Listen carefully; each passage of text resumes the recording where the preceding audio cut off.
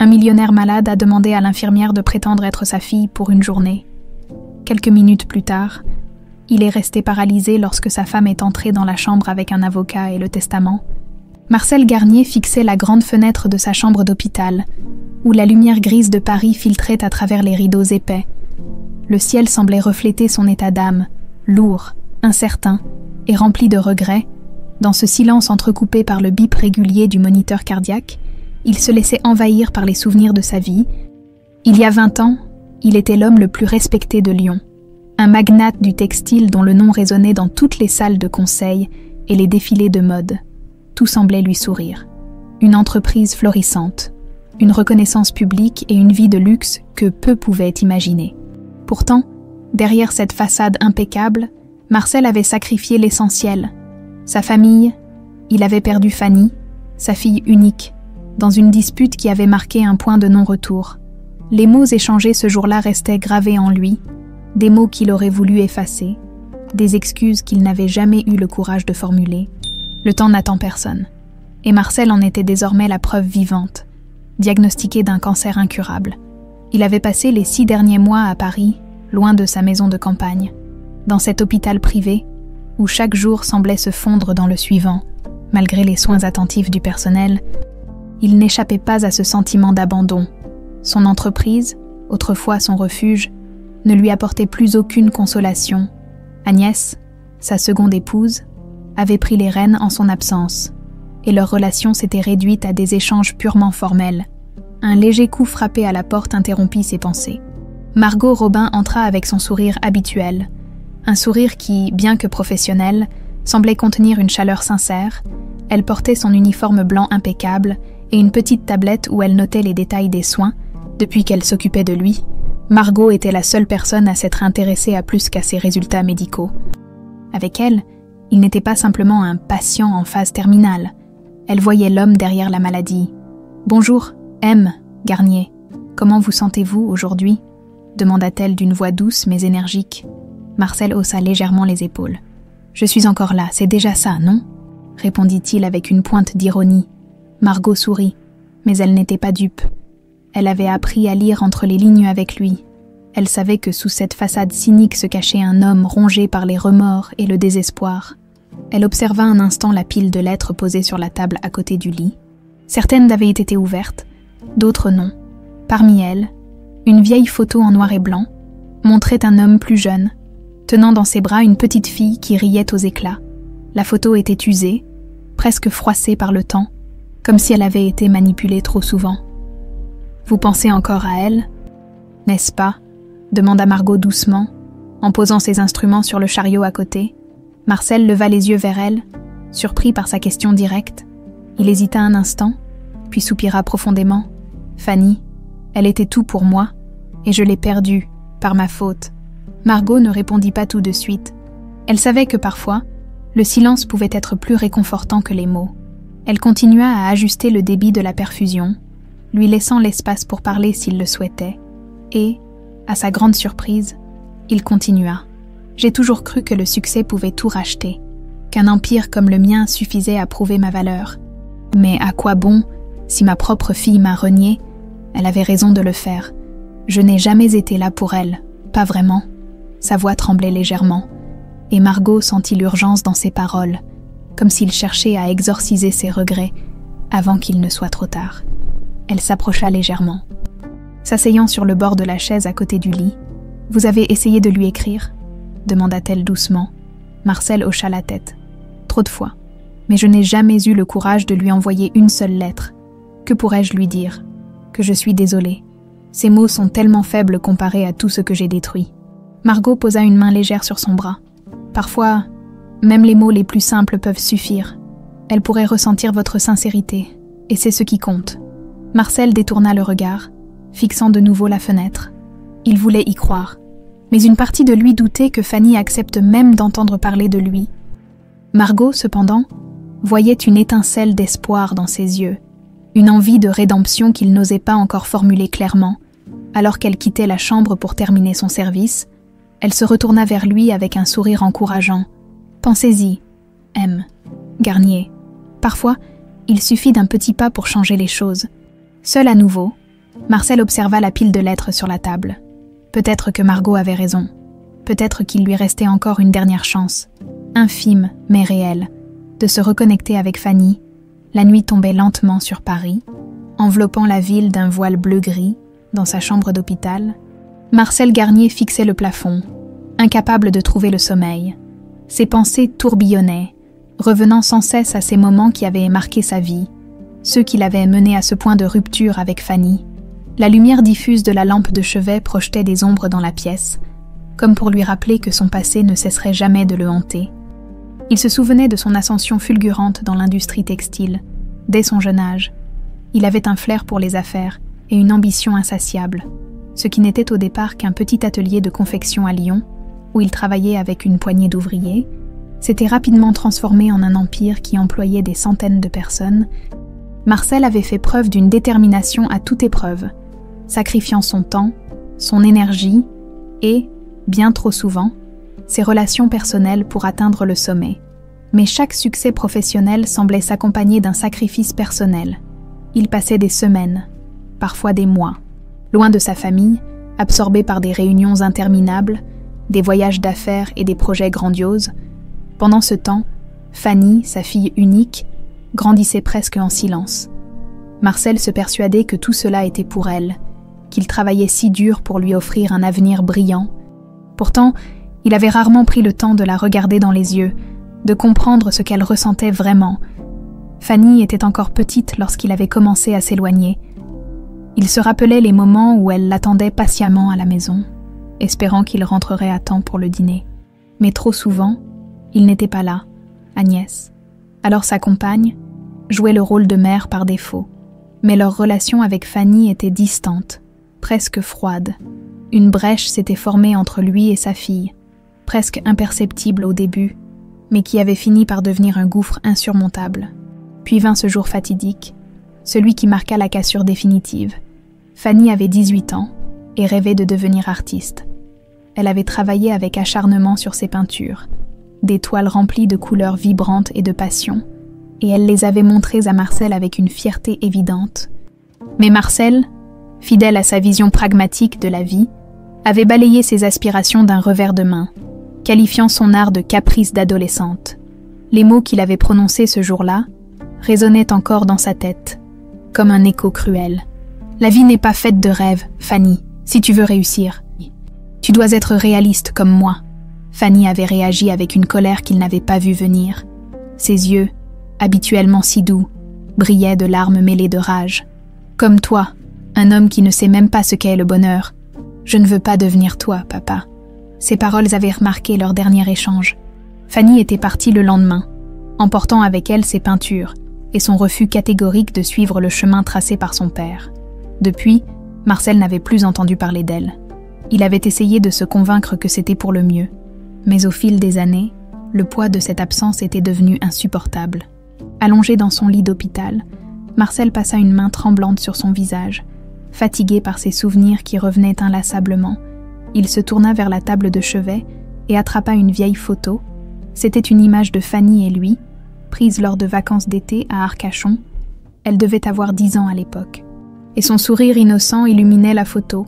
Marcel, lui, affichait un air sérieux, presque absent, un contraste frappant qui reflétait déjà leur relation distante. Il se demanda combien de moments précieux il avait manqué, combien de fois il avait choisi son travail au détriment de sa fille, combien de fois il avait ignoré les signes, persuadé qu'il aurait tout le temps du monde pour réparer les choses. Le matin suivant, Margot entra dans la chambre avec son énergie habituelle, portant un plateau avec le petit déjeuner. Son sourire éclaira la pièce, mais elle remarqua immédiatement l'air sombre de Marcel. « Vous n'avez pas bien dormi, n'est-ce pas ?» demanda-t-elle en posant le plateau sur la table à côté de lui.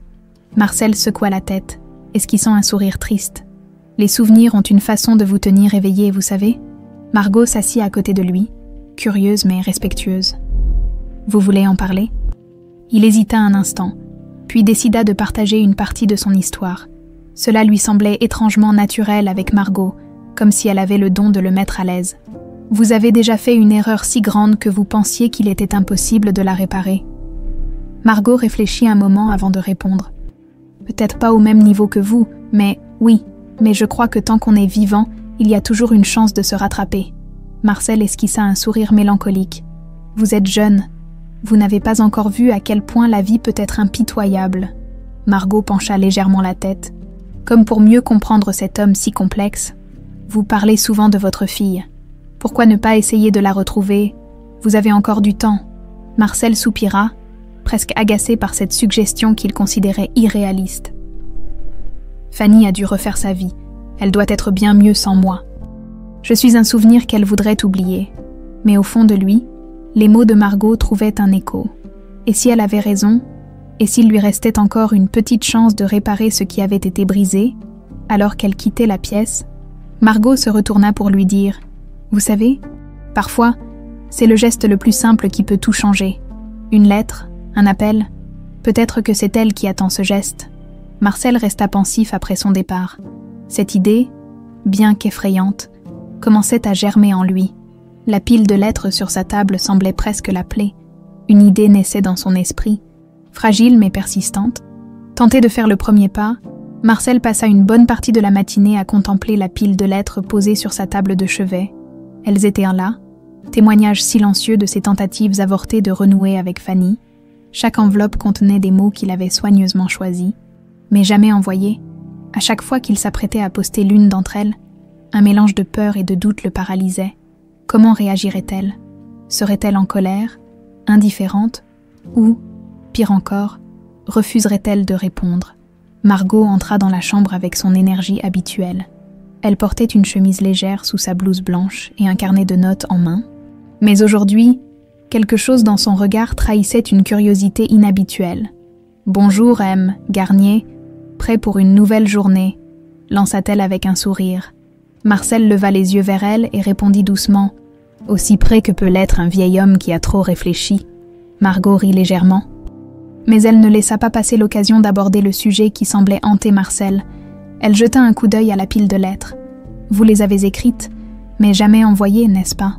Marcel soupira profondément. « Oui, chaque fois que je pensais être prêt, je trouvais une excuse pour ne pas le faire. Je suppose que je craignais qu'il soit trop tard. » Margot prit une chaise et s'assit près de lui, posant son carnet sur ses genoux. Elle le regarda droit dans les yeux, avec cette sincérité désarmante qui semblait lui être propre. « Vous savez, il y a une chose que j'ai apprise en travaillant ici. Tant qu'il nous reste un souffle, il n'est jamais vraiment trop tard. » Marcel resta silencieux, absorbé par ses pensées. Margot poursuivit, « Si vous voulez, je peux vous aider à la contacter. Peut-être juste pour lui envoyer un message, lui dire que vous pensez à elle, ce serait déjà un début. » « Non !» Cette proposition surprit Marcel. Il avait toujours envisagé cette réconciliation comme quelque chose qu'il devait faire seul, mais l'idée d'avoir Margot à ses côtés lui donnait un sentiment de sécurité qu'il n'avait pas ressenti depuis longtemps. « Vous feriez ça pour moi ?» demanda-t-il. Avec une incrédulité sincère, Margot hocha la tête. Bien sûr, parfois, tout ce qu'il faut, c'est un peu d'aide pour faire le premier pas. Encouragé par sa détermination, Marcel se redressa légèrement sur son lit. Il prit l'une des lettres, la relut rapidement, puis la posa sur la table. Celle-ci, je pense qu'elle est la plus honnête de toutes. Mais je ne sais pas si elle suffira. Margot sourit doucement. On ne peut jamais être sûr de la réaction de quelqu'un. Mais ce qui compte, c'est que vous fassiez l'effort. Elle lui tendit un stylo. Peut-être voulez-vous y ajouter quelque chose qui vient directement du cœur. Marcel hésita, mais prit le stylo. Il ajouta une ligne à la fin de la lettre. Je sais que je ne mérite pas votre pardon, mais je voudrais que vous sachiez que je pense à vous chaque jour. Vous me manquez terriblement. Quand il eut terminé, ses mains tremblèrent légèrement, mais un étrange sentiment de soulagement le traversa. Margot, voyant son hésitation persistante, se proposa. « Si vous voulez, je peux poster cette lettre pour vous. » Marcel hocha la tête, reconnaissant. Il lui tendit l'enveloppe, mais juste au moment où elle allait la prendre, une idée lui vint en tête. « Non, attendez, peut-être que ce n'est pas suffisant. Peut-être que je devrais la voir. » Margot fut surprise par cette déclaration soudaine. « La voir, vous voulez dire, en personne ?» Marcel acquiesça lentement. « Oui, je veux la regarder dans les yeux et lui dire que je suis désolée. Je veux qu'elle sache que c'est sincère, même si elle décide de ne pas me pardonner. » Un silence pesa dans la pièce. Margot mesurait la portée de ce que Marcel venait de dire. Elle savait que cela représentait un défi immense, à la fois émotionnellement et physiquement, mais elle voyait aussi une détermination dans son regard qui n'y était pas auparavant. « Si c'est ce que vous voulez vraiment, alors faisons-le, » dit-elle finalement. « Je peux essayer de trouver un moyen de la contacter, mais vous devez être prêt à entendre sa réponse, quelle qu'elle soit. » Marcel acquiesça. « Je suis prêt, je dois l'être. » Margot se leva, saisissant l'enveloppe et son carnet de notes. « Très bien, donnez-moi un peu de temps, je vais voir ce que je peux faire. » Une fois seul, Marcel sentit une étrange sensation d'espoir naître en lui. C'était faible, fragile, mais c'était là, pour la première fois depuis des années, il avait l'impression qu'un avenir était encore possible, même si ce n'était que pour quelques jours ou semaines restants. Margot, de son côté, se dirigea vers la salle des infirmiers pour chercher un moment de calme et réfléchir à la meilleure façon de retrouver Fanny. Elle savait que c'était une entreprise délicate, mais elle était résolue à aider cet homme qu'elle avait appris à respecter et, d'une certaine manière, à admirer. Le début d'un plan se dessinait dans son esprit, un plan qui pourrait bien changer la vie de Marcel et de Fanny à jamais. Le lendemain matin, Marcel se réveilla avec un mélange d'appréhension et d'espoir. La conversation de la veille avec Margot résonnait encore dans son esprit. Il avait passé la nuit à imaginer les différentes réactions que Fanny pourrait avoir en recevant sa lettre. Le pardonnerait-elle? L'ignorerait-elle? Pire encore, rejetterait-elle son geste? Ces questions tourmentaient à son esprit fatigué, mais il savait qu'il ne pouvait plus reculer. Margot entra dans la chambre avec son sourire habituel, portant un bouquet de fleurs fraîches qu'elle posa sur la table. « Bonjour, M. Garnier. Comment vous sentez-vous aujourd'hui » Marcel esquissa un sourire faible, comme un homme qui a mis son cœur entre les mains d'un facteur. Margot rit légèrement, mais elle comprenait parfaitement ce qu'il voulait dire. « Vous avez pris une grande décision hier. Ce n'est pas facile. Mais c'est un premier pas important. » Elle s'assit à côté de lui et ouvrit son carnet de notes. « J'ai envoyé la lettre ce matin, avec un peu de chance. Elle la recevra dans les prochains jours. » Elle observa l'expression de Marcel, cherchant à capter son état d'esprit. « Comment vous sentez-vous à ce sujet ?» Marcel resta silencieux pendant un moment, jouant avec le bord de sa couverture. « Honnêtement, j'ai peur. Pas seulement de sa réaction, mais de ce que cela pourrait signifier pour elle. Et si je ne faisais qu'ouvrir de vieilles blessures ?» Margot hocha la tête avec empathie. « C'est possible. Oui, mais parfois, ouvrir ces blessures est le seul moyen de les guérir. » Les mots de Margot résonnèrent profondément en lui. Marcel se demanda comment une jeune femme comme elle pouvait posséder une telle sagesse. Il n'en dit rien, mais il lui était reconnaissant pour son soutien inébranlable. Durant les jours suivants, Marcel oscilla entre impatience et crainte. Chaque fois que Margot entrait dans la chambre, il scrutait son expression, espérant qu'elle apporterait des nouvelles de Fanny, mais le silence restait intact, et chaque journée sans réponse semblait alourdir son cœur. Un après-midi, alors que Marcel regardait par la fenêtre, Margot entra avec une tasse de thé fumante. Elle posa la tasse sur la table et s'assit à côté de lui. « Vous savez, attendre est souvent la partie la plus difficile, mais je suis sûre qu'elle prendra le temps de réfléchir avant de répondre. » Marcel hocha la tête sans dire un mot. Il était plongé dans ses pensées, revivant encore et encore les souvenirs de Fanny. Il se rappelait la première fois qu'il l'avait vue tenir un pinceau. Elle devait avoir à peine 6 ans, mais il avait été frappé par la concentration et la passion qui illuminaient son petit visage. À l'époque, il avait même ressenti une pointe de fierté. Mais avec le temps, cette fierté s'était éteinte, noyée par ses propres ambitions. « Margot, » dit-il soudainement, brisant le silence. « Est-ce que vous croyez vraiment au pardon ?» Margot sembla surprise par la question, mais elle répondit avec conviction. « Oui, je crois que le pardon est possible, mais ce n'est pas toujours facile. Cela demande du courage, de la compréhension et du temps. » Marcel réfléchit à ces paroles. « Et si elle ne veut pas me pardonner ?»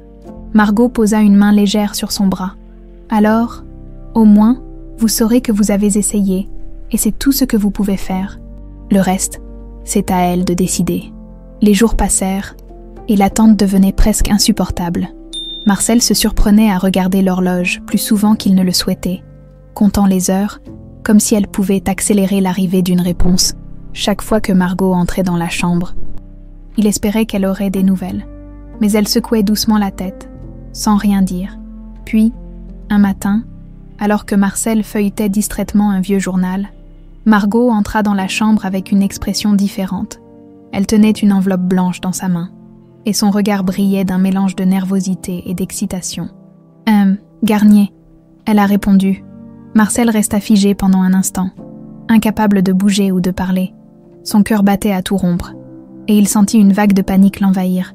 Elle a répondu. Margot hocha la tête et tendit l'enveloppe. Oui, elle est arrivée ce matin, les mains tremblantes.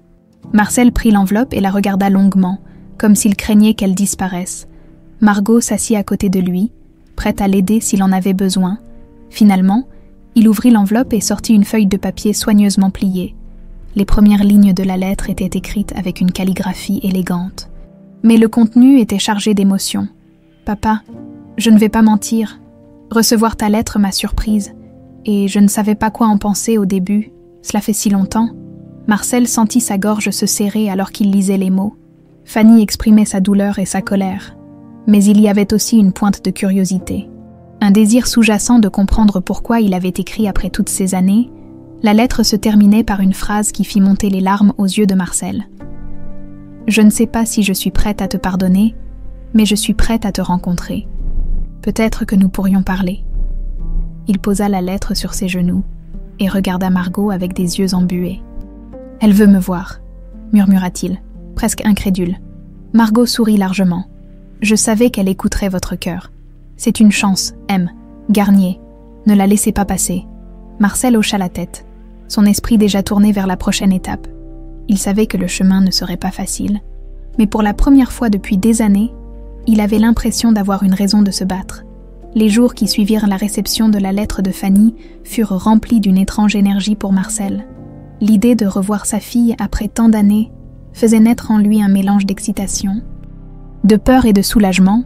Margot, toujours présente à ses côtés, l'encourageait à se préparer pour ce moment.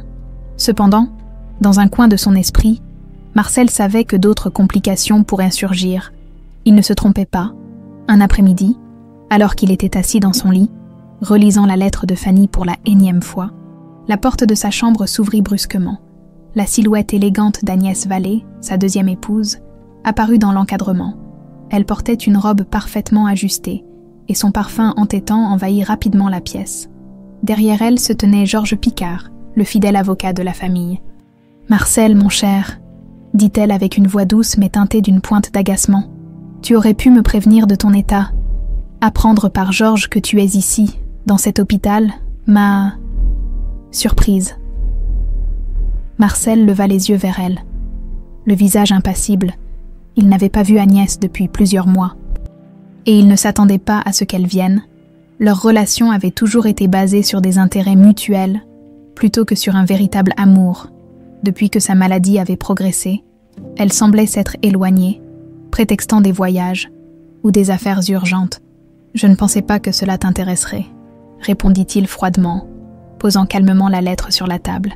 Agnès plissa les yeux en voyant l'enveloppe. Mais elle n'en dit rien pour l'instant. Elle s'approcha du lit avec un sourire calculé et s'assit sur la chaise à côté, pendant que Georges restait debout à l'entrée, mal à l'aise. « Bien sûr que ça m'intéresse. »« Marcel, » dit-elle en ajustant une mèche de cheveux, « après tout, je suis ta femme. » Marcel étouffa un rire amer. Une épouse bien silencieuse ces derniers temps, ne trouves-tu pas? Agnès ne se laissa pas déstabiliser. Elle haussa légèrement les épaules. « Je voulais te laisser l'espace dont tu avais besoin. Mais maintenant que je suis là, je veux m'assurer que tout est en ordre. » Marcel savait exactement ce qu'elle voulait dire par « en ordre ». Depuis qu'il l'avait rencontrée, Agnès avait toujours eu un œil sur sa fortune. Elle était habile, manipulatrice, et savait comment obtenir ce qu'elle voulait. Cependant, il n'était plus l'homme qu'il avait été lorsqu'il l'avait épousée. Il avait changé, et il n'était plus disposé à tolérer ses manigances. Georges, mal à l'aise, s'éclaircit la gorge. « Marcel, nous avons également apporté un document important que je voulais discuter avec toi. » Agnès lui fit un signe de tête. Et Georges s'approcha avec une chemise en cuir contenant un document. Il la posa sur la table à côté de Marcel, mais ce dernier ne bougea pas. « Qu'est-ce que c'est » demanda-t-il d'un ton sec.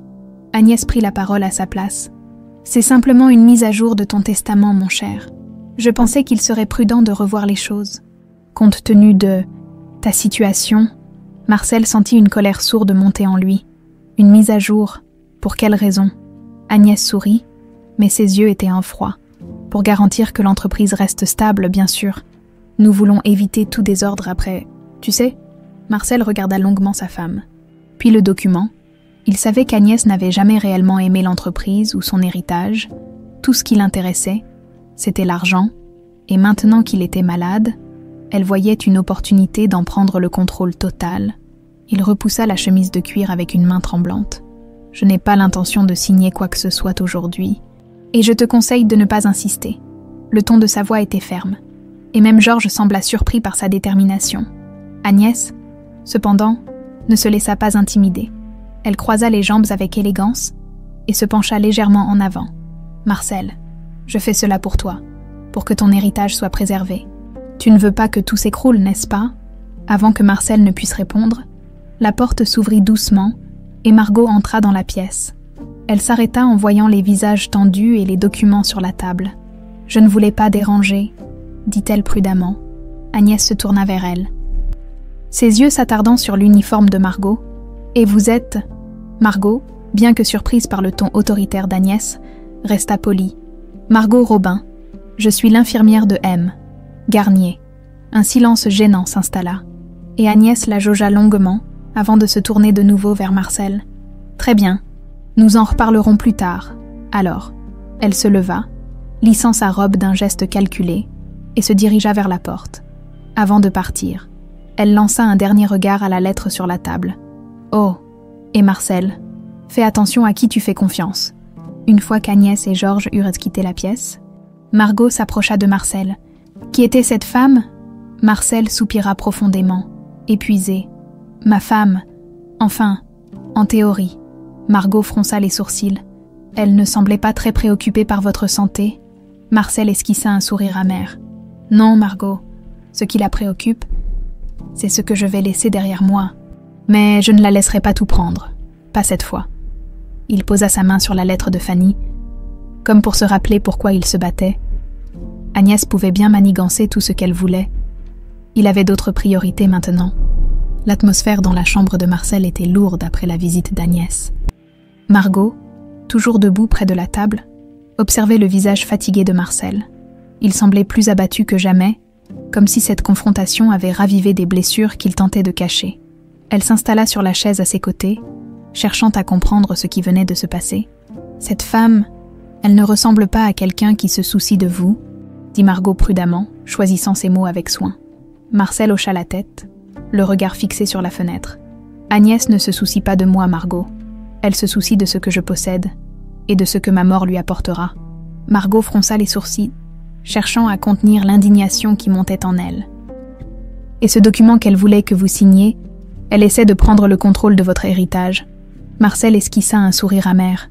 Bien sûr, ce n'est pas la première fois qu'elle tente de manipuler la situation, mais je suis fatiguée de jouer son jeu. Margot posa une main rassurante sur celle de Marcel. Vous ne devriez pas affronter cela seule. Si elle revient, vous pourriez avoir besoin d'un soutien, quelqu'un pour veiller à ce qu'elle ne profite pas de vous. Marcel la regarda, reconnaissant pour son soutien. Vous êtes déjà une aide précieuse, Margot. Et, croyez-le ou non, votre présence me donne la force de tenir tête à des gens comme elle. Margot, touchée par ces paroles, esquissa un sourire timide. Mais au fond d'elle, une nouvelle inquiétude germait. Que ferait Agnès si elle réalisait que Marcel tentait de renouer avec Fanny? Cette pensée ne la quitta pas. Même lorsqu'elle retourna à son poste, quelques jours plus tard, alors que Margot entrait dans la chambre de Marcel pour son habituel suivi, elle trouva celui-ci en pleine conversation avec Georges Picard, le fidèle avocat de la famille. Georges, assis au bord du lit, semblait mal à l'aise, comme s'il pesait chaque mot qu'il prononçait. « Je vous le dis, Marcel, » insistait Georges. « Signer ce document pourrait simplifier beaucoup de choses. Cela éviterait des conflits inutiles après votre départ. » Marcel secoua la tête, exaspéré. « Mon départ n'est pas encore arrivé, Georges, et je ne compte pas laisser Agnès dicter ce qu'il adviendra de mon héritage. » Georges soupira, levant les mains en signe de reddition. « Très bien, mais sachez que ce genre de décision peut entraîner des complications. C'est à ce moment que Margot décida d'intervenir. « Excusez-moi, M. Picard, mais peut-être que ce n'est pas le moment d'imposer ce genre de pression à M. Garnier. Il a déjà beaucoup à gérer. » Georges sembla pris au dépourvu par l'intervention de Margot. Mais il hocha poliment la tête. « Vous avez raison. Je m'en vais, mais pensez-y, Marcel. Je suis à votre disposition si vous changez d'avis. » Une fois Georges parti, Margot s'assit à côté de Marcel, visiblement préoccupée. « Il est aussi insistant qu'Agnès, on dirait. » Marcel laissa échapper un rire sec. Georges est un homme pratique, il voit le monde en termes de contrats et de clauses. Mais je ne lui fais plus confiance, pas depuis qu'il s'est allié à Agnès. Margot plissa les lèvres, réfléchissant à ce que tout cela impliquait. « Si je peux me permettre, pourquoi avez-vous laissé Agnès entrer dans votre vie ?» Marcel resta silencieux pendant un moment, regardant par la fenêtre. « Après mon divorce avec la mère de Fanny, je me suis sentie seule. Agnès est apparue à un moment où j'avais besoin de compagnie. Elle était charmante, attentive, ou du moins, elle en donnait l'impression. Mais au fil des années, ses véritables intentions sont devenues évidentes. » Margot acquiesça, essayant de comprendre le poids de cette histoire. « Et Fanny ? Elle a dû voir tout cela, n'est-ce pas ?»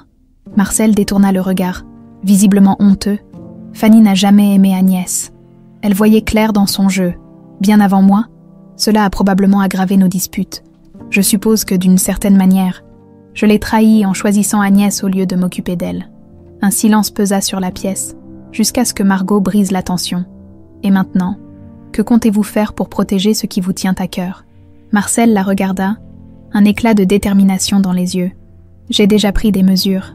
Ce que je veux, c'est que Fanny ait ce qui lui revient de droit. Et je veux aussi que... Il hésita, cherchant ses mots. Je veux que quelqu'un comme vous, quelqu'un avec un cœur honnête, puisse utiliser une partie de ce que je laisse pour faire le bien.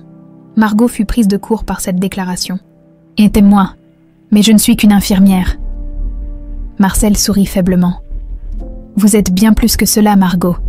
Vous êtes la preuve que même dans mes derniers jours, il reste de la bonté dans ce monde. » La soirée était tombée lorsque Margot quitta la chambre de Marcel, mais à peine avait-elle franchi le seuil qu'elle tomba nez à nez avec Agnès, qui semblait attendre patiemment dans le couloir. Un sourire étroit se dessina sur les lèvres de cette dernière. « Alors, mademoiselle Robin, c'est vous, la petite confidente de mon mari ?» demanda Agnès d'un ton glacial. Margot, bien qu'intimidée, garda son calme. « Je fais simplement mon travail. »« Madame Vallée », Agnès la fixa longuement, son regard perçant. « Je vous conseille de rester à votre place. Mon mari est un homme généreux, mais il a tendance à accorder sa confiance à des gens qui ne la méritent pas. » Margot ne répondit pas, préférant s'éloigner sans ajouter à la tension. Mais une chose était claire. Agnès ne comptait pas se retirer facilement, et Margot savait qu'elle devait rester vigilante. Marcel aurait besoin de tout son soutien pour affronter ce qui s'annonçait. Margot ne put s'empêcher de repenser à sa rencontre tendue avec Agnès. Cette femme était une manipulatrice redoutable, et il était évident qu'elle ne reculerait devant rien pour obtenir ce qu'elle voulait. Mais Margot était tout aussi déterminée à protéger Marcel, un homme qu'elle considérait désormais comme plus qu'un simple patient. Il méritait une chance de réconciliation, une chance de restaurer ce qu'il avait perdu avec Fanny. Le lendemain matin, Margot se leva plus tôt que d'habitude, avant de se rendre à l'hôpital. Elle sortit son téléphone et commença à chercher des informations sur Fanny, grâce aux quelques indices qu'elle avait glanés dans les conversations avec Marcel et les archives publiques. Elle trouva une piste, une galerie d'art à Montmartre qui semblait exposer les œuvres d'une artiste du même nom. Intriguée, Margot décida de prendre son courage à deux mains. Après son service, elle se rendit dans la petite galerie nichée au cœur de Montmartre. L'endroit était charmant, avec des murs blancs éclatants et des tableaux vibrants accrochés partout. En parcourant les œuvres, elle remarqua immédiatement un style particulier, des toiles audacieuses, remplies d'émotions brutes et de couleurs intenses. Elle reflétait une âme tourmentée, mais passionnée. Un employé de la galerie s'approcha. « Puis-je vous aider ?» Margot hésita, mais finit par demander « Ces tableaux, ils sont de Fanny Garnier, n'est-ce pas ?» L'homme hocha la tête. « Oui, c'est une artiste très talentueuse. Elle travaille souvent ici, dans l'atelier à l'arrière. Vous voulez la rencontrer ?» Margot sentit son cœur s'emballer. Elle n'avait pas prévu de la rencontrer aussi rapidement. Oui, si c'est possible. L'homme la guida jusqu'à une petite porte au fond de la galerie. En entrant, Margot trouva une jeune femme assise devant une grande toile, tenant un pinceau à la main. Ses cheveux blonds étaient attachés en un chignon désordonné, et des traces de peinture colorée parsemaient ses doigts. Elle dégageait une aura de concentration et de sérénité, mais son regard trahissait une profondeur émotionnelle. « Fanny ?» demanda Margot doucement. La jeune femme se retourna, visiblement surprise. « Oui, qui êtes-vous » Margot prit une grande inspiration. « Je m'appelle Margot Robin. Je travaille comme infirmière dans un hôpital où votre père est actuellement soigné. » Le visage de Fanny se ferma immédiatement. « Mon père, je ne savais même pas qu'il était encore en vie. » Margot sentit la tension dans l'air, mais elle continua. « Je sais que c'est un sujet difficile, et je comprends votre colère, mais il a écrit une lettre pour vous. Il veut vraiment vous revoir. » Fanny posa son pinceau et se leva, croisant les bras. « Pourquoi maintenant, après tout ce temps? Pourquoi décide-t-il soudain de tendre la main ?» Margot sentit la douleur derrière ces mots. « Parce qu'il sait qu'il n'a plus beaucoup de temps. Il est malade, Fanny, et il regrette profondément tout ce qui s'est passé entre vous. » Fanny détourna le regard. Les mâchoires serrées, il regrette, après des années de silence, après m'avoir fait sentir que je ne valais rien, c'est facile de regretter quand on n'a plus rien à perdre. Margot avança d'un pas, choisissant soigneusement ses mots. Peut-être que vous avez raison, peut-être que c'est égoïste de sa part, mais je pense qu'il veut faire amende honorable, pas seulement pour lui, mais pour vous. Il veut que vous sachiez qu'il vous aime, même s'il a été mauvais pour vous le montrer. Fanny resta silencieuse pendant un long moment, les yeux fixés sur ses toiles. Margot sentit qu'elle hésitait, partagée entre la colère et une curiosité qu'elle tentait de réprimer. Finalement, Fanny soupira et se tourna vers Margot. « Je ne peux pas lui promettre quoi que ce soit, mais je vais venir, juste pour entendre ce qu'il a à dire. » Margot sentit un immense soulagement envahir son corps. « Merci, je sais que ça signifie beaucoup pour lui. » Quelques jours plus tard, Fanny arriva à l'hôpital, visiblement nerveuse. Margot l'accueillit à l'entrée et l'accompagna jusqu'à la chambre de Marcel. En chemin, elle tenta de la rassurer. « Il est très heureux que vous soyez là, peu importe ce que vous choisissez de faire après. Je pense que le fait de venir ici est déjà une grande étape. » Fanny ne répondit pas, mais Margot remarqua la tension dans ses épaules, lorsqu'elles atteignirent la porte de la chambre. Fanny s'arrêta, inspirant profondément. « Je ne sais pas si je peux faire ça. » Margot posa une main rassurante sur son bras. « Vous n'avez pas à tout résoudre aujourd'hui. Faites juste ce que vous pouvez. » Fanny hocha la tête et poussa doucement la porte. Marcel, assis dans son lit, leva les yeux et la vit entrer. Son visage s'illumina d'un mélange d'incrédulité et d'émotion brute. Il murmura d'une voix tremblante. « Fanny !» Fanny resta figée sur le pas de la porte. Ses bras croisés comme une barrière protectrice, ses yeux fixaient Marcel, cherchant peut-être des réponses dans son regard affaibli. La tension dans la pièce était palpable, mais Margot, se tenant discrètement près de la porte, savait qu'un moment important venait de commencer. La chambre semblait soudainement plus petite, comme si la présence de Fanny avait comprimé l'espace. Marcel la regardait, ému, ses yeux humides trahissant la joie et la culpabilité qui l'habitaient. Fanny, quant à elle, restait debout, raide, comme si elle tentait de maintenir une distance émotionnelle entre eux. « Fanny, c'est toi », murmura Marcel d'une voix rauque. Presque brisée, elle ne répondit pas immédiatement, observant l'homme devant elle. Ce n'était plus le père autoritaire et imposant qu'elle avait quitté des années plus tôt. Devant elle se tenait un vieil homme affaibli, marqué par la maladie, et plus encore par le poids des regrets. « Oui, c'est moi », répondit-elle finalement, sa voix mesurée, presque froide. « Vous m'avez appelé, alors je suis venue, mais je ne sais pas pourquoi je suis là. » Ces mots frappèrent Marcel comme une gifle, mais il savait qu'il les méritait. Il essuya discrètement une larme et se redressa légèrement dans son lit. Rassemblant le peu de force qu'il lui restait, « Tu es ici parce que j'ai été un mauvais père, parce que j'ai gâché ce que nous avions, et je voudrais avoir la chance de te dire à quel point je suis désolée. » Fanny fronça légèrement les sourcils. « Désolée, c'est un mot facile à dire. »« Papa, mais cela efface-t-il toutes les années où vous n'étiez pas là ?» Marcel baissa la tête, incapable de soutenir son regard. « Non, ça ne les efface pas. Je le sais, mais je ne veux pas partir en laissant nos derniers souvenirs être ceux d'une dispute. je veux que tu saches que tu as toujours été tout pour moi. Même si j'ai échoué à te le montrer. » Un silence lourd s'installa. Margot, discrètement postée près de la porte, sentit son cœur se serrer. Elle voyait la lutte intérieure de Fanny, partagée entre sa colère et son désir, peut-être inconscient, de reconnecter avec son père. Fanny inspira profondément, cherchant à maintenir son calme. « Vous dites ça maintenant, parce que vous êtes malade. Mais où étiez-vous quand j'avais besoin de vous? Quand je voulais juste un père, pas un magnate du textile, pas un homme obsédé par son entreprise. » Marcel releva doucement les yeux vers elle. « J'étais aveuglée. Je pensais que tout ce que je faisais, je le faisais pour toi. Mais j'ai compris trop tard que l'argent, le succès, tout ça ne valait rien comparé à toi. » Les lèvres de Fanny tremblèrent légèrement, mais elle se reprit rapidement. « Vous avez détruit tellement de choses en moi, quand j'ai décidé de peindre, de suivre ma passion.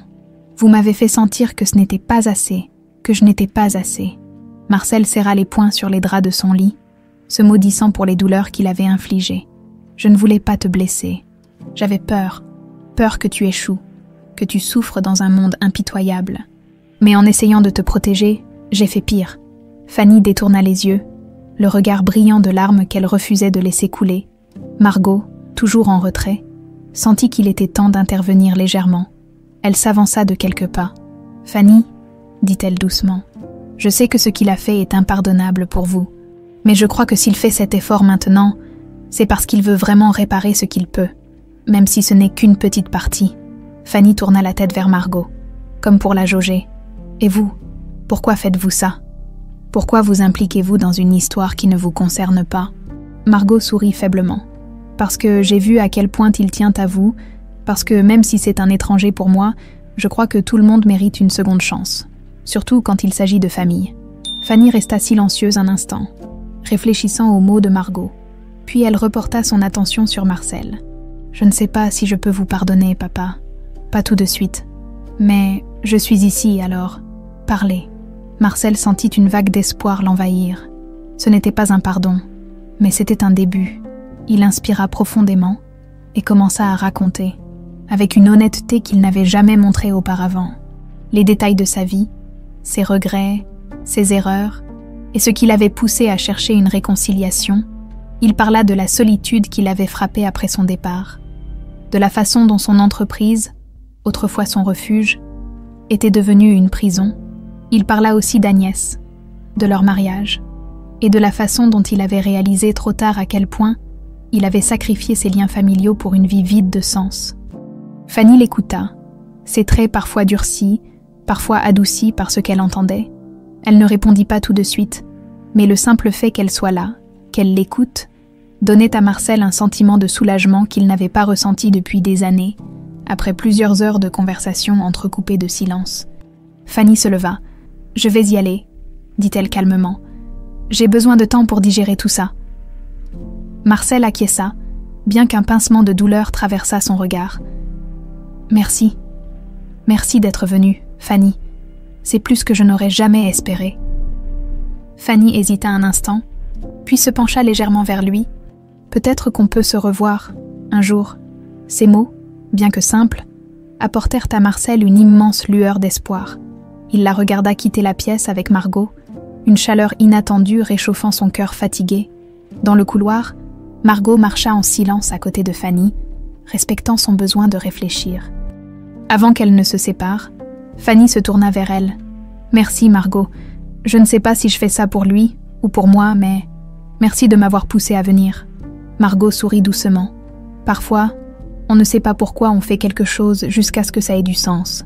Prenez votre temps. » Fanny hocha la tête et disparut dans les escaliers, laissant Margot seule dans le couloir. Pour la première fois, Margot sentit qu'un pont fragile avait été construit entre Marcel et sa fille, mais elle savait aussi que des ombres planaient encore, notamment celle d'Agnès, qui ne resterait pas inactive face à cette nouvelle dynamique. Marcel se réveilla ce matin-là avec un sentiment d'apaisement qu'il n'avait pas connu depuis des années. La visite de Fanny, bien que difficile, lui avait donné une lueur d'espoir. Il savait que le chemin vers la réconciliation complète serait long et incertain, mais le simple fait qu'elle ait accepté de venir était une victoire en soi. Margot entra dans la chambre avec son sourire habituel, une tasse de thé à la main. Elle posa le plateau sur la table et s'assit à ses côtés. « Comment vous sentez-vous aujourd'hui, M. Garnier ?» Marcel réfléchit un instant avant de répondre. « Étrangement bien. Hier, c'était plus que ce que j'aurais pu espérer. »« Merci, Margot. Je ne sais pas ce que j'aurais fait sans vous. » Margot secoua la tête modestement. « Vous avez fait tout le travail, Marcel. Vous avez eu le courage d'affronter votre passé. Et Fanny l'a vu. » Leur conversation fut interrompue par un coup sec à la porte, avant même que Marcel ou Margot ne puissent répondre. La porte s'ouvrit, et Agnès entra, son air hautain habituel sur le visage. Elle portait un tailleur impeccable, et tenait une mallette en cuir dans une main. Georges Picard, l'avocat, la suivait de près, visiblement mal à l'aise. « Bonjour Marcel », dit-elle d'un ton glacial, ses yeux se posant brièvement sur Margot avant de revenir sur son mari. « Nous avons des choses importantes à discuter. » Marcel soupira, son humeur détériorée instantanément par la présence de sa femme. « Que veux-tu, Agnès ?» Elle posa sa mallette sur la table, l'ouvrant avec un claquement sec. « Je veux m'assurer que tout est en ordre pour l'avenir. Nous devons clarifier certains détails de ton testament, surtout maintenant que des complications sont apparues. » Ses yeux se plissèrent légèrement en direction de Margot, qui resta silencieuse, mais ne bougea pas, déterminée à rester à ses côtés. Marcel, cependant, comprit immédiatement où elle voulait en venir. « Complications » répéta-t-il d'un ton acerbe. « Tu parles de ma fille. » Agnès haussa un sourcil. « Je parle de la situation globale. Si Fanny réapparaît soudainement après toutes ces années, cela soulève des questions. Georges et moi pensons qu'il serait prudent d'ajuster certaines clauses pour éviter des malentendus. » Marcel serra les poings sous les draps, contenant sa colère. « Fanny est ma fille. Elle a plus de droit sur ce que je laisse derrière moi que toi. Et je te préviens, Agnès, je ne signerai rien qui la désavantage. » Georges, mal à l'aise, tenta d'intervenir. « Marcel, ce n'est qu'une précaution. Vous savez combien les affaires de succession peuvent être compliquées. » Mais Marcel le coupa d'un geste. « Je sais exactement ce que vous essayez de faire et je ne vous laisserai pas manipuler la situation. » Agnès, toujours impassible, referma sa mallette avec un sourire froid. « Très bien, Marcel, mais souviens-toi que ces décisions auront des conséquences. » Elle se tourna vers Margot, son regard se durcissant. « Et vous, mademoiselle Robin, je suppose que vous jouez le rôle de la gentille infirmière, mais votre implication dépasse de loin vos responsabilités professionnelles, n'est-ce pas ?» Margot resta calme, bien que les mots d'Agnès l'aient piqué au vif. « Je fais simplement ce qui est juste pour mon patient. » Agnès haussa les épaules avec un sourire sarcastique. « Bien sûr, mais soyez prudente. Tout le monde n'a pas votre altruisme, mademoiselle. » Avec ces mots, elle se dirigea vers la porte, suivie de Georges, qui semblait soulagé de partir. Une fois la porte refermée derrière eux, Marcel se laissa retomber contre ses oreillers. Visiblement épuisée, « Elle ne lâchera pas l'affaire », murmura-t-il, plus pour lui-même que pour Margot. Margot s'assit à nouveau près de lui, posant une main rassurante sur son bras. « Vous avez fait ce qu'il fallait. Ne laissez pas ces menaces vous atteindre. » Marcel hocha la tête, mais au fond de lui, il savait qu'Agnès préparait quelque chose. Elle n'était pas du genre à abandonner facilement, et il craignait ce qu'elle pourrait faire pour parvenir à ses fins. Quelques heures plus tard, Margot, toujours préoccupée par la confrontation avec Agnès, prit une pause dans la salle des infirmiers. Elle réfléchissait à ce qu'elle pouvait faire pour aider Marcel, mais une voix derrière elle la sortit de ses pensées. « Vous êtes Margot Robin, n'est-ce pas ?» Elle se retourna pour voir Georges Picard debout à l'entrée de la pièce. Son expression était sérieuse, mais il semblait hésitant, comme s'il ne savait pas comment aborder la conversation. « Oui, c'est moi, » répondit-elle prudemment. « Que puis-je faire pour vous ?» Georges s'avança lentement, baissant la voix. « Écoutez, je ne suis pas d'accord avec tout ce qu'Agnès fait, mais je suis dans une position délicate. Je suis son avocat depuis des années, et disons simplement que je connais des choses qu'elle préférerait garder secrètes. » Margot plissa les yeux, intriguée. « Vous voulez dire qu'elle cache quelque chose de compromettant ?» Georges hocha légèrement la tête. « Oui, et si Marcel savait, cela pourrait changer beaucoup de choses. Mais je ne peux pas révéler ces informations sans risquer ma carrière. » Margot réfléchit rapidement, pesant ses options. « Alors pourquoi venir me le dire ?» Georges la regarda dans les yeux, une lueur de culpabilité dans son regard. « Parce que je pense que Marcel mérite mieux, et vous avez l'air d'être quelqu'un qui se bat pour ce qui est juste. » Margot sentit une montée d'adrénaline, Si Georges disait la vérité, cela pourrait être une opportunité pour protéger Marcel et Fanny des manœuvres d'Agnès, mais cela signifiait aussi s'embarquer dans un conflit bien plus grand que ce qu'elle avait imaginé. De retour dans la chambre de Marcel, Margot garda ses pensées pour elle. Mais elle savait que la situation devenait de plus en plus complexe. Agnès ne reculerait devant rien, mais Margot était déterminée à se battre, quoi qu'il en coûte. Le lendemain, Margot ne pouvait s'empêcher de réfléchir à sa conversation avec Georges Picard. Elle savait qu'il détenait des informations cruciales, mais il semblait trop prudent pour les partager directement. Si elle voulait aider Marcel, elle devait trouver un moyen de convaincre Georges de parler, ou au moins de lui donner une piste à suivre. Pendant ce temps, Marcel, bien que physiquement affaibli, semblait animé par une nouvelle énergie. La visite de Fanny l'avait revitalisé, et il passait ses matinées à écrire dans un carnet. Margot supposait qu'il s'agissait de lettres ou de pensées destinées à sa fille, mais elle ne posa pas de questions. Elle savait que cet acte d'écriture était, pour lui, une forme de thérapie. En début d'après-midi, Margot croisa Georges dans le couloir de l'hôpital. Elle saisit l'occasion pour l'aborder. Ces mots choisis avec soin. « M. Picard. Puis-je vous parler un moment ?» Georges hésita, jetant un coup d'œil autour de lui. « Je ne peux pas rester longtemps. Que voulez-vous » Margot baissa la voix. « Vous m'avez dit hier qu'Agnès cache quelque chose. Si c'est vrai, et si ces informations peuvent protéger Marcel et sa famille, alors vous devez faire ce qu'il faut. » Georges soupira, visiblement tiraillé. « Vous ne comprenez pas. Si je révèle quoi que ce soit, je risque ma carrière, peut-être même des poursuites. » Margot le regarda droit dans les yeux. « Et si vous ne faites rien, vous serez complice. Marcel mérite de savoir ce qui se passe. Surtout dans son état. Pensez-vous vraiment qu'Agnès agit dans son intérêt ?» Ces mots semblèrent atteindre Georges, qui baissa les épaules. Vaincu, il regarda autour de lui pour s'assurer qu'il n'était pas entendu, puis murmura « Très bien, je ne peux pas tout vous dire, mais je peux vous montrer quelque chose. » Il sortit une clé USB de sa poche et l'attendit à Margot. Tout est là, des relevés bancaires, des transferts d'argent suspects, suffisamment pour prouver qu'Agnès a détourné des fonds de l'entreprise pour ses comptes personnels à l'étranger.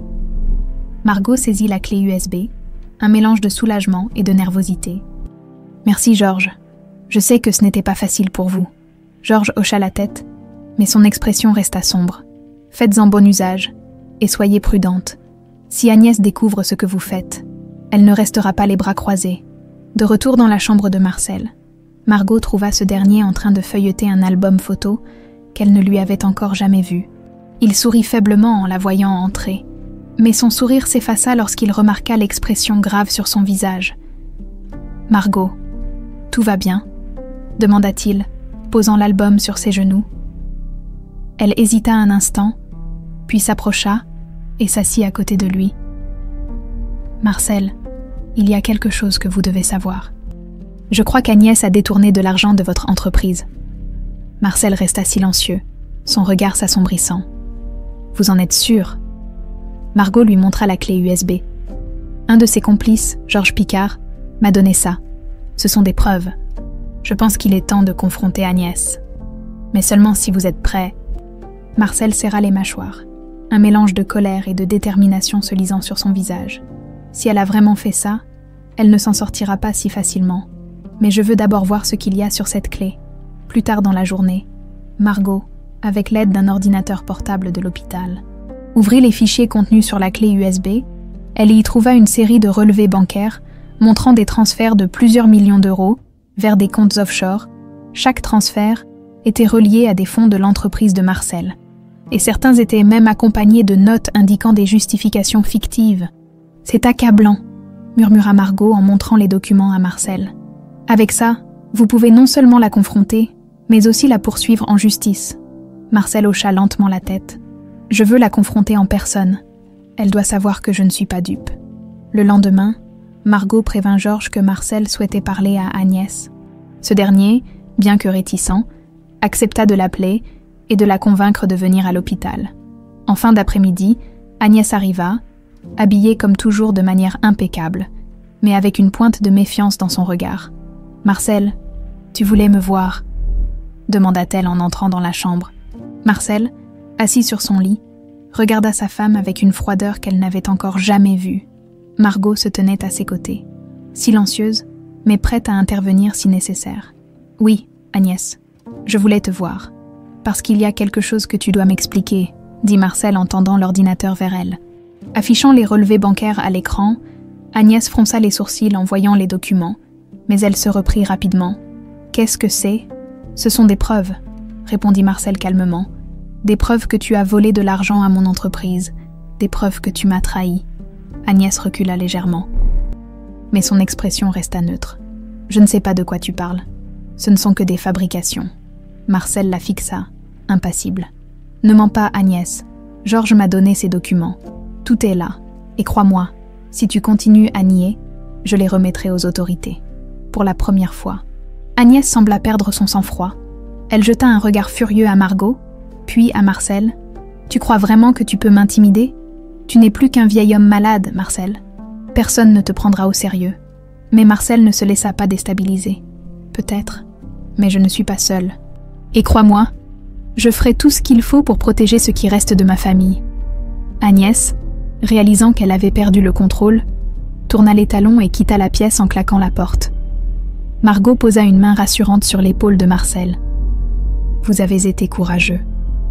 Elle sait maintenant que vous ne vous laisserez pas faire. » Marcel hocha la tête, bien que visiblement épuisé. « Ce n'est que le début, Margot, mais je suis prêt à me battre, pour Fanny, pour ce qui est juste. » Après la confrontation avec Agnès, une tension palpable s'était installée.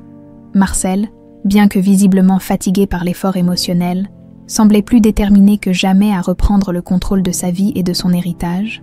Margot restait à ses côtés, l'encourageant et veillant à ce qu'il ne se laisse pas submerger par le stress.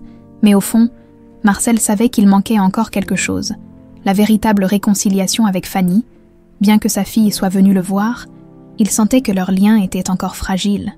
Il espérait une seconde visite, une nouvelle chance de montrer à Fanny qu'il était sincère dans son désir de renouer avec elle. Quelques jours plus tard, alors que Marcel était assis dans son lit, feuilletant son carnet de notes, la porte s'ouvrit doucement. Margot entra avec un sourire lumineux, suivie de Fanny. Cette dernière semblait plus détendue que lors de leur première rencontre, bien que la méfiance dans ses yeux ne se soit pas totalement dissipée. « Bonjour, papa », dit-elle doucement en s'approchant. Marcel releva la tête, surpris, mais ravi. « Fanny, tu es revenue. Merci d'être là. » Margot, sentant qu'il était préférable de leur laisser un moment d'intimité, posa une carafe d'eau sur la table et quitta la pièce en silence. Une fois seule, un silence s'installa entre Marcel et Fanny. Ce n'était pas un silence inconfortable, mais plutôt chargé d'émotions non exprimées. « Je voulais te parler », commença Fanny en s'asseyant sur la chaise près du lit. « Il y a encore beaucoup de choses que je ne comprends pas. Sur toi, sur maman, sur pourquoi tout est parti en éclats. » Marcel inspira profondément, prêt à affronter les questions difficiles. « Je suis prêt à tout te dire, Fanny. Je n'ai jamais voulu te cacher la vérité, mais je sais que mes silences ont souvent fait pire que mes paroles. » Fanny hocha la tête, son regard se fixant sur son père. « Maman m'a toujours dit que tu étais obsédé par ton travail, que rien d'autre ne comptait pour toi. Est-ce que c'est vrai ?» Marcel baissa les yeux, honteux. « À l'époque, oui. J'étais convaincue que réussir dans les affaires était la seule façon de garantir un avenir sûr pour toi et ta mère. Mais en poursuivant ce rêve, j'ai perdu de vue ce qui comptait vraiment, vous. » Fanny joua avec une mèche de ses cheveux, visiblement émue par cette confession. « Et Agnès, pourquoi l'as-tu épousée ?» Marcel serra les lèvres, cherchant ses mots. « Après le divorce avec ta mère, je me suis sentie seule. Agnès est arrivée à un moment où j'étais vulnérable. Elle semblait attentive, compréhensive. Mais je me suis trompée sur elle. Je n'ai pas vu qui elle était réellement. Ou peut-être que je ne voulais pas le voir. » Fanny fronça les sourcils. « Et maintenant, qu'est-ce que tu comptes faire ?» Marcel releva la tête, son regard se durcissant légèrement. « Je veux corriger mes erreurs, Fanny. Agnès a abusé de ma confiance. Mais je ne la laisserai pas détruire ce qui reste de ma vie. Je veux que toi, ma fille, tu sois celle qui hérite de ce que j'ai construit. Et je veux aussi que mon héritage serve à quelque chose de bien, à aider les autres. » Fanny resta silencieuse un instant, digérant ses paroles. Puis elle esquissa un léger sourire. « Tu as changé, papa. Je ne sais pas si c'est la maladie ou autre chose. Mais je sens que tu es différent. Marcel hocha la tête, un sourire triste sur les lèvres. La maladie m'a ouvert les yeux sur beaucoup de choses, mais c'est surtout le fait de t'avoir perdu qui m'a changé. Je ne veux plus passer mes derniers jours à regretter, je veux les passer à reconstruire, autant que je le peux. Alors qu'ils continuaient à parler, leur conversation devint plus fluide, plus naturelle. Fanny partagea des anecdotes sur sa vie en tant qu'artiste, sur les défis qu'elle avait affrontés seule, et sur les moments où elle avait espéré, en secret, que son père chercherait à la retrouver. Marcel, quant à lui, écoutait avec une attention qu'il n'avait jamais montrée auparavant, absorbant chaque mot comme un trésor. Au bout de quelques heures, Fanny se leva pour partir. Avant de quitter la pièce, elle se tourna vers Marcel. « Je ne sais pas ce que l'avenir nous réserve, mais je suis prête à essayer. » Ces mots suffisaient à Marcel. Il sentit une chaleur dans son cœur, un espoir qu'il n'avait pas ressenti depuis des années. « Merci, Fanny. Cela signifie tout pour moi. » Après le départ de Fanny, Margot entra dans la chambre, apportant un plateau repas. Elle remarqua immédiatement l'expression radieuse de Marcel. « Tout s'est bien passé ?» demanda-t-elle en posant le plateau. Marcel acquiesça, un sourire sincère sur le visage. « Oui, elle est prête à essayer. Et c'est tout ce que je pouvais espérer. » Margot s'assit à ses côtés, touchée par sa joie. « Vous avez fait beaucoup de progrès, Marcel. Mais je suppose qu'Agnès ne va pas se contenter de rester en retrait. » Marcel soupira, son expression se durcissant légèrement. « Non, elle ne le fera pas. Mais cette fois, je suis prêt. Avec toi et Fanny à mes côtés. Je sais que je peux affronter ce qui vient. » Margot hocha la tête, déterminée. « Vous n'êtes pas seul, Marcel. Nous ferons ce qu'il faut. » Dans l'esprit de Margot, une chose était claire. Il fallait se préparer pour l'inévitable confrontation avec Agnès, mais pour l'instant, elle se permit de savourer ce moment de répit, heureuse de voir Marcel retrouver peu à peu ce qu'il avait perdu. Marcel passa la matinée à écrire avec une concentration inhabituelle. Margot, depuis son poste d'observation dans la chambre, remarqua ses gestes déterminés. Malgré la fatigue évidente qui pesait sur lui, chaque mot qu'il posait sur le papier semblait lui demander un effort colossal. Mais il continuait, porté par une volonté inébranlable. Quand il eut terminé, il posa son stylo avec précaution et se laissa retomber contre les oreillers. « Margot, peux-tu appeler Georges ? J'ai besoin de lui parler. » Margot fronça légèrement les sourcils. « Vous êtes sûre, après ce qu'il a fait avec Agnès ?» Marcel hocha la tête. « Oui, je suis sûre. Il doit officialiser ce que je viens d'écrire. » Un peu plus tard, Georges entra dans la chambre. L'air réservé, il semblait hésitant, conscient que sa loyauté passée envers Agnès avait terni son image aux yeux de Marcel, mais ce dernier, avec une clarté inhabituelle dans la voix, le reçut sans rancune apparente. « Georges, asseyez-vous » commença Marcel en lui tendant les documents qu'il venait de rédiger. « J'ai besoin que vous officialisiez ces instructions. » Georges prit les papiers et les parcourut rapidement. Son expression passa de neutre à surprise lorsqu'il réalisa ce que Marcel avait écrit. « Vous voulez diviser votre héritage ?» Marcel acquiesça calmement. « Oui, la moitié ira à Fanny. Comme il se doit, mais l'autre moitié sera destinée à une fondation. Margot en sera la première administratrice. Cette fondation doit être dédiée à aider les enfants vulnérables, comme ceux qu'elle m'a décrits dans ses histoires. » Georges posa les papiers, visiblement troublé. « C'est une décision audacieuse. Marcel, êtes-vous sûr que c'est ce que vous voulez ?» Marcel planta son regard dans celui de l'avocat. « Plus sûr que jamais, je veux laisser derrière moi quelque chose qui compte, quelque chose de bon. » Margot, qui était restée silencieuse jusqu'alors, regarda Marcel avec émotion. « Je ne sais pas quoi dire. C'est une responsabilité immense. » Marcel sourit faiblement. « Je sais que tu es à la hauteur, Margot, et je sais que Fanny comprendra l'importance de cette décision. » Une fois les documents signés et scellés, Georges quitta la pièce, promettant de s'assurer que tout soit en ordre légalement. Mais à peine avait-il franchi la porte qu'Agnès fit une apparition inattendue, son visage fermé et son regard perçant. « Alors c'est vrai ?» lança-t-elle, les bras croisés. « Tu prévois de tout donner à cette étrangère et à ta fille absente depuis des années ?» Marcel, fatigué mais calme, la fixa sans ciller. « Oui, Agnès, c'est exactement ce que je fais. » Agnès éclata d'un rire froid. « Tu es pathétique, Marcel. Crois-tu vraiment que je vais te laisser faire ?» Margot, debout près de la fenêtre, intervint. « Vous ne pouvez pas l'en empêcher, Madame Vallée. Tout a été fait dans les règles. » Agnès se tourna vers elle, ses yeux brillants de colère. « Vous êtes bien audacieuse pour une simple infirmière.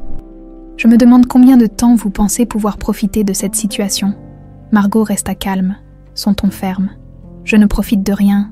Je fais ce qui est juste pour Marcel et pour sa famille. » Marcel leva une main, demandant le silence. « Assez, Agnès. Tu as pris suffisamment de ma vie. Je t'ai laissé beaucoup trop de liberté. Et maintenant, je rectifie les choses. Tu peux essayer de te battre, mais tu ne gagneras pas. » Agnès serra les mâchoires, visiblement furieuse, mais elle savait qu'elle n'avait plus le contrôle. Après un dernier regard glacial, elle tourna les talons et quitta la chambre en claquant la porte. Une fois Agnès partie, Margot se rapprocha de Marcel, visiblement inquiète. « Vous pensez qu'elle va abandonner ?» Marcel secoua la tête. « Non, Margot, elle n'abandonnera pas. Mais peu importe ce qu'elle fait maintenant, tout est en place. Elle ne peut plus rien changer. » Margot hocha la tête, admirant la résilience de Marcel. Malgré sa faiblesse physique, il montrait une force de caractère impressionnante. Le soir venu, alors que Margot préparait la chambre pour la nuit, Marcel la remercia à nouveau. « Margot, tu as été plus qu'une infirmière pour moi. Tu as été une amie, une confidente, et une raison de croire que je pouvais encore faire quelque chose de bien. » Margot, émue, répondit avec sincérité. « C'est vous, Marcel, qui avez eu le courage de tout changer. Moi, je n'ai fait que vous accompagner. » Alors qu'elle éteignait les lumières et quittait la pièce, Marcel ferma les yeux, un sourire paisible sur les lèvres. Pour la première fois depuis des années, il sentait que les choses allaient dans la bonne direction. Fanny était de retour dans sa vie. Son héritage allait servir à quelque chose de noble. Et Agnès, bien qu'encore une menace, n'avait plus le pouvoir qu'elle détenait autrefois. Il savait que son temps était compté, mais il n'avait plus peur. Il était prêt à affronter ce qui viendrait. En paix avec ses décisions, la lumière du matin inonda la chambre de Marcel d'un éclat doux et paisible. Margot entra discrètement, portant un plateau avec le petit déjeuner et un thermos de thé fumant. Elle remarqua immédiatement que Marcel semblait différent ce jour-là. Ses traits étaient plus détendus, mais une fatigue inhabituelle pesait sur lui. « Bonjour Marcel, » dit-elle avec douceur. « Comment vous sentez-vous ce matin ?» Marcel ouvrit les yeux lentement, un faible sourire se dessinant sur son visage. Fatigué, mais calme. Margot posa le plateau sur la table de chevet et s'assit à ses côtés. « Vous avez beaucoup accompli ces derniers jours. Peut-être est-il temps de vous reposer un peu. » Marcel hocha la tête. « Oui, je crois que tu as raison. Mais avant ça, je veux m'assurer que tout est en ordre. » En milieu de matinée, Fanny arriva à l'hôpital. Elle semblait plus assurée que lors de ses précédentes visites, comme si une partie de son appréhension avait disparu. Lorsqu'elle entra dans la chambre de son père, elle fut accueillie par un sourire sincère. « Fanny, ma fille », murmura Marcel, tendant faiblement une main vers elle. Fanny s'approcha et prit sa main dans la sienne. « Bonjour papa, comment ça va aujourd'hui ?» Marcel soupira légèrement, son regard se perdant dans celui de sa fille. « Je suis heureux de te voir. Cela me donne de la force. » Margot, qui se tenait discrètement dans un coin de la pièce, observa avec satisfaction l'interaction entre Marcel et Fanny. Elle sentait que leur lien, bien que fragile, se consolidait petit à petit. « Fanny, il y a quelque chose dont je veux te parler, » continua Marcel, sa voix légèrement tremblante. « J'ai fait des erreurs, beaucoup d'erreurs, mais je veux que tu saches que tout ce que j'ai fait ces derniers jours, c'était pour toi, pour que tu aies ce que tu mérites et que tu puisses continuer à avancer. » Fanny serra doucement la main de son père, son regard adouci par l'émotion. « Je le sais, papa, et je veux qu'on ait encore le temps de parler de tout ça. » Marcel hocha la tête, mais un éclat de tristesse traversa ses yeux. Il savait que le temps leur échappait, alors que l'après-midi avançait. Une tension inattendue envahit l'hôpital. Margot remarqua Agnès dans le couloir, parlant avec animation à Georges Picard, bien que Georges semblait mal à l'aise. Agnès, quant à elle, affichait un sourire froid et calculateur. Margot s'approcha prudemment. « Madame Vallée, vous êtes encore ici. » Agnès se tourna vers elle, son sourire s'élargissant. « Bien sûr, après tout, mon cher mari est encore vivant, et j'ai tout intérêt à m'assurer qu'il ne prenne pas d'autres décisions irrationnelles. » Margot sentit une montée d'adrénaline, mais elle garda son calme. « Je pense que Marcel a été très clair sur ce qu'il souhaite. Vous devriez respecter ses décisions. » Agnès éclata d'un rire sarcastique. « Respecter, vous avez une idée de ce que j'ai sacrifié pour cet homme. Je ne vais pas laisser une petite infirmière et une fille absente depuis des années me voler ce qui me revient. » Avant que Margot ne puisse répondre, Fanny sortit de la chambre de Marcel. Elle s'arrêta net en voyant Agnès et marcha lentement vers elle, ses yeux brillant d'une détermination farouche. « Vous ne lui volerez plus rien », dit Fanny d'une voix ferme. « Mon père mérite de passer ses derniers jours en paix et je ne vous laisserai pas continuer à le manipuler. » Agnès, décontenancée par l'assurance de Fanny, croisa les bras. « Et que comptes-tu faire, exactement ?» Fanny s'avança encore, son regard perçant. « Je vais m'assurer que vous ne puissiez plus nuire à personne. Tout ce que vous avez fait, tout ce que vous avez volé, va finir par se retourner contre vous. » Margot sentit une vague de fierté en regardant Fanny. La jeune femme, autrefois pleine de doutes et de colère, se tenait désormais avec force et conviction. Pendant ce temps, dans sa chambre, Marcel, bien que affaibli, entendait des bribes de la conversation à travers la porte entrebâillée. Un léger sourire se dessina sur son visage. Il savait que Fanny était prête à prendre la relève, à protéger ce qu'il laissait derrière lui. Le soir, après le départ d'Agnès, Marcel demanda à parler seul avec Margot. Lorsqu'elle s'assit près de son lit, il lui prit la main, sa voix à peine un murmure. « Margot, je veux que tu prennes soin de Fanny. Elle aura besoin de toi, même si elle ne le sait pas encore. » Margot hocha la tête, émue. « Je serai là, Marcel. Vous pouvez compter sur moi. » Marcel ferma les yeux, un soupir apaisé échappant de ses lèvres. « Merci, pour tout. » Le lendemain matin, Margot arriva dans la chambre de Marcel avec une étrange sensation d'appréhension. Marcel semblait plus faible que la veille, son teint pâle et sa respiration un peu plus lourde.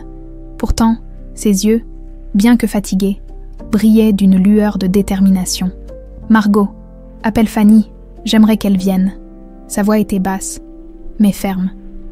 Margot hocha la tête et sortit son téléphone. Après un court échange, elle revint auprès de Marcel. « Elle arrive bientôt. Elle m'a dit qu'elle voulait aussi vous parler de quelque chose d'important. » Marcel hocha faiblement la tête, puis ferma les yeux pour se reposer, préparant ses forces pour la journée à venir. Quelques heures plus tard, Fanny arriva à l'hôpital, accompagnée de Georges Picard. Ce dernier semblait nerveux, jetant des regards furtifs autour de lui, tandis que Fanny, elle, affichait une expression déterminée. Margot les accueillit à la porte de la chambre et les laissa entrer.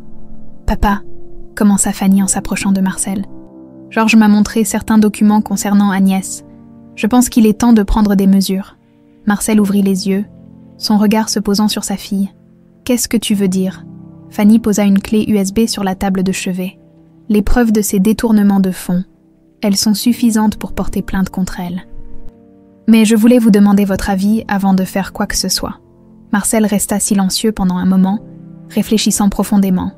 Enfin, il prit une grande inspiration. « Fanny, fais ce qui doit être fait. Agnès doit être tenue responsable de ses actes, mais promets-moi que tu n'en feras pas une guerre personnelle. » Fanny hocha la tête. « Je ne veux pas me battre pour l'argent, papa.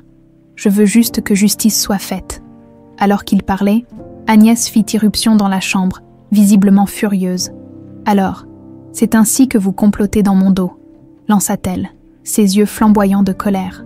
Fanny se leva immédiatement pour faire face à elle. « Ce n'est pas un complot, Agnès, c'est la vérité. Nous savons ce que vous avez fait, et cela va s'arrêter maintenant. » Agnès éclata d'un rire froid. « Et tu penses vraiment pouvoir me faire tomber? Tout ce que Marcel possède me revient de droit. C'est moi qui ai pris soin de lui pendant toutes ces années. » Marcel, bien que faible, trouva la force de parler. « Prendre soin de moi. Ne fais pas semblant, Agnès. Tout ce que tu as fait, c'est te servir de moi, mais je ne suis plus ton jouet. » Agnès serra les poings, ses lèvres tremblant de rage. « Tu es pathétique, Marcel. Tu laisses cette fille qui t'a abandonné et cette infirmière insignifiante te manipuler. » Fanny, refusant de reculer, avança d'un pas. « Arrêtez de projeter vos propres manipulations sur les autres. Agnès, vous êtes démasquée. » Margot, jusque-là silencieuse, intervint calmement. « Madame Vallée, il serait judicieux pour vous de quitter cette pièce. Tout ce que vous dites maintenant peut être utilisé contre vous. » Agnès fusilla Margot du regard, mais finit par reculer, réalisant que la situation lui échappait. « Vous allez le regretter, tous autant que vous êtes. » Elle quitta la chambre en claquant la porte. Mais cette fois, c'était différent. Marcel, Fanny et Margot savaient qu'elle avait perdu le contrôle. Après le départ d'Agnès, Georges prit la parole, visiblement soulagé. « Je vais contacter les autorités et leur transmettre les documents. Avec les preuves que nous avons, elle ne pourra pas s'en sortir. Marcel acquiesça doucement, un léger sourire se dessinant sur ses lèvres. Merci, Georges. Je sais que cela n'a pas été facile pour toi. Georges baissa la tête, gêné. J'aurais dû agir plus tôt, mais je suis heureux de pouvoir réparer une partie des torts que j'ai laissés se produire. Dans les heures qui suivirent, l'atmosphère dans la chambre devint plus calme. Fanny resta assise près de Marcel, lui parlant doucement de ses projets pour l'avenir, de ses expositions à venir et de sa volonté de reconstruire une relation avec lui. Même dans ces circonstances difficiles, Margot observait la scène avec une chaleur dans le cœur. Elle voyait l'amour renaître entre un père et sa fille, une connexion réparée malgré les épreuves. Le soir, alors que Fanny s'apprêtait à partir, Marcel lui prit la main. « Fanny, je suis fière de toi. Peu importe ce qui arrive, souviens-toi de ça. » Fanny, les larmes aux yeux, serra sa main avec douceur. « Je t'aime, papa. » Quand elle quitta la pièce, Margot s'approcha de Marcel. « Vous avez fait un grand pas aujourd'hui, vous pouvez être fier. » Marcel hocha faiblement la tête, un sourire apaisé sur les lèvres. « Je le suis, Margot. Merci de m'avoir aidé à en arriver là. » Le matin se leva doucement sur Paris. Mais la chambre de Marcel semblait baignée d'une lumière particulière, presque apaisante. Margot entra comme à son habitude. Apportant un plateau avec un simple thé chaud, elle remarqua immédiatement que Marcel semblait plus calme, mais aussi plus affaibli. Chaque jour, ses forces semblaient le quitter un peu plus, mais une certaine sérénité illuminait son visage. « Bonjour Marcel, » dit-elle avec douceur. « Comment vous sentez-vous aujourd'hui ?» Marcel ouvrit lentement les yeux et sourit faiblement, comme un homme qui sait que son travail est presque terminé. Margot s'assit à ses côtés, touchée par ses paroles. « Vous avez fait beaucoup, Marcel. Vous avez réuni ce qui semblait irréconciliable. Vous avez donné un nouveau sens à votre héritage. » Marcel hocha légèrement la tête. « Oui, mais il reste encore quelque chose, Fanny. Je veux la revoir une dernière fois. » Margot acquiesça, comprenant l'urgence dans sa demande. « Je vais l'appeler tout de suite. » Quelques heures plus tard, Fanny entra dans la chambre, le cœur lourd mais déterminé. En voyant son père, elle comprit immédiatement que le temps qu'il leur restait était compté. Elle s'assit à ses côtés, prenant sa main dans la sienne. « Papa, je suis là, » dit-elle doucement. Sa voix tremblante, Marcel lui adressa un sourire rassurant. « Merci Fanny, tu ne peux pas imaginer combien cela compte pour moi. » Fanny secoua légèrement la tête, ses yeux brillants de larmes. « Je voulais te dire, je t'ai pardonné. Peut-être pas tout, mais je comprends que tu as fait de ton mieux. » Ces mots semblèrent libérer un poids immense du cœur de Marcel. Une larme glissa le long de sa joue, mais il sourit, apaisé. « C'est tout ce que je pouvais espérer, ma fille. » Pendant plusieurs heures, Fanny et Marcel parlèrent à cœur ouvert. Ils évoquèrent des souvenirs heureux de son enfance, des anecdotes oubliées et des moments qu'ils espéraient encore partager. Fanny lui raconta ses rêves d'expansion pour ses expositions, comment elle voulait honorer son héritage en racontant leur histoire à travers son art. Margot, discrètement assise dans un coin, observait cette scène avec émotion. Elle voyait la boucle se boucler, l'amour d'un père et d'une fille se reconnecter après tant d'années de douleur. En fin d'après-midi, alors que Fanny s'apprêtait à partir, Marcel lui tendit une enveloppe scellée. « C'est pour toi, Fanny. Lis-la quand tu seras prête. » Fanny prit l'enveloppe avec soin, ses doigts tremblant légèrement. « Merci, papa. » Elle l'embrassa doucement sur le front, avant de quitter la pièce, le cœur rempli de gratitude, mais aussi d'une douleur indicible. Margot la raccompagna dans le couloir. « Merci, Margot, » dit Fanny en s'arrêtant. « Vous avez été une véritable bénédiction pour mon père. » « Et pour moi ?» Margot lui adressa un sourire chaleureux. « Votre père m'a appris autant que je l'ai aidé. Prenez soin de vous, Fanny. » Le soir, Margot resta seule avec Marcel. Elle s'assit à ses côtés, tenant sa main dans la sienne. « Vous avez fait la paix avec Fanny, Marcel. Vous avez réussi ce que beaucoup d'autres n'auraient jamais pu accomplir. » Marcel ferma les yeux, un sourire paisible sur les lèvres. « Je peux partir en paix maintenant, Margot. Merci. Pour tout. » La nuit tomba, enveloppant l'hôpital dans un calme profond. Marcel, allongé dans son lit, s'endormit pour ne plus se réveiller. Margot, à son chevet, resta immobile, le regard rempli de tristesse mais aussi d'une immense admiration pour cet homme qui avait su transformer ses derniers jours en une quête de rédemption et d'amour. Le lendemain, Fanny reçut un appel de Margot. Elle arriva rapidement à l'hôpital. Et ensemble, elles partagèrent un moment de recueillement, dans un silence respectueux.